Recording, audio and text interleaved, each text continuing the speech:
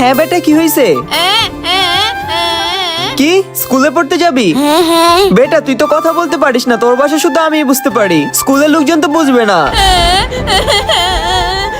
আরে বেটা কাঁদিস না, উপরওয়ালা যদি তোকে এমনই বানিয়ে থাকেন তবে আমরা কি করব? আরে ভাবি কি হয়েছে? পারভেজ ভাই ও স্কুলে যাওয়ার জন্য জেদ করছে। আপনি তো জানেন ও কথা বলতে পারে না, তো ও স্কুলে কিভাবে পড়বে? বেটা তুই কাঁদিস না, তুই পড়তে চাস তো? আমার এলাকায় একজন শিক্ষক আছে যিনি টিউশন পড়ায়, আমি তোকে সেখানে নিয়ে যাব, উনি তোকে নিশ্চয়ই পড়াবে, তুই আমার সাথে চল। স্যার। হ্যাঁ বলুন। স্যার এই বাচ্চাটার পড়াশোনা করার খুব শখ, আপনি কি ওকে পড়াবেন? হ্যাঁ হ্যাঁ পড়াবো, কিন্তু স্যার ও বুবা, কথা বলতে পারে না। আরে ও তো বুবা, ও কিভাবে পড়বে? শাট আপ ইওর মাউথ, ও যদি কথাই বলতে না পারে তাহলে কিভাবে পড়বে?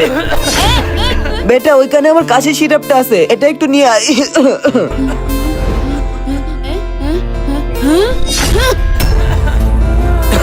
আরে বাবা তুই এটা কি করলি? আমার কাশি সিরাপ ফেলে দিলি। আরে কি বলছে এই বাবা? আরে ও কি লিখছে? এই ওষুধটা এক্সপায়ার। আরে এই ওষুধটা তো সত্যি এক্সপায়ার হয়ে গেছে। কিন্তু বেটা তুমি এই ইংরেজি কিভাবে পড়লে? আর এইসব লিখলেই বা কিভাবে? তুমি তো কথা বলতে পারো না, তুমি শিখলে কিভাবে? স্যার চলুন ওর মায়ের কাছে গিয়ে জিজ্ঞাসা করি। হ্যাঁ হ্যাঁ চলো। আজকে দেখবো শয়তানকে হারিয়ে কে কে আল্লাহকে ভালোবাসে। যারা আল্লাহকে ভালোবাসে তারা ভিডিওতে লাইক এবং চ্যানেল সাবস্ক্রাইব করে দাও। আর শয়তানকে ভালোবাসলে লাইক সাবস্ক্রাইব কিছু করতে হবে না, আর কমেন্টে আল্লাহু আকবার লিখে যাবে।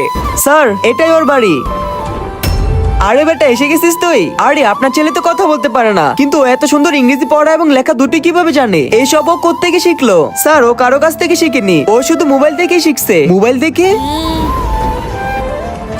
বাহ বেটা, আজ তুমি প্রমাণ করে দিলে যে পড়াশোনা করার জন্য শুধু ইচ্ছের দরকার হয়। যদি মানুষ পড়তে চায় তবে সে যে কোনো পরিস্থিতিতে পড়তে পারে। বেটা তুমি কাল থেকে টিউশনে চলে এসো। বন্ধুরা তোমরা কে কোন ক্লাসে পড়ো কমেন্টে বলে যাও।